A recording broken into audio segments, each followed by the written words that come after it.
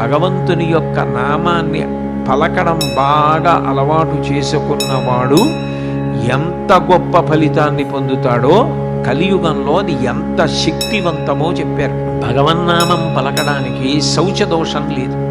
శౌచదోషం అంటే మీరు ఒక మంత్రజపం చేయాలనుకున్నారనుకోండి, స్నానం చేసి ఉండాలి, అంగన్యాస కరన్యాసాలు చేయాలి, ఒక చోట కూర్చోవాలి, కదలకుండా ఉండాలి, దానికి కొంత మనసుని నిలబెట్టాలి. దేనికన్నా చాలా కష్టం మనసుని నిలబెట్టడమే. కలియుగంలో అదే సాధ్యం కాదు. మనసుని నిలబెట్టాలి. మంత్రాధిష్టాన దేవతని భ్రూమధ్యమునందు ధ్యానం చేస్తూ మంత్రజపం చేయాలి.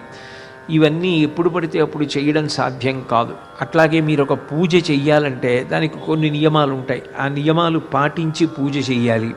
సరే, యజ్ఞయాగాదులు హోమాది క్రతువులకు నియమాలు మరీ ఎక్కువ ఉంటాయి. భగవన్నామమునకు మాత్రము ఏ నియమము శాస్త్రము విధించలేదు.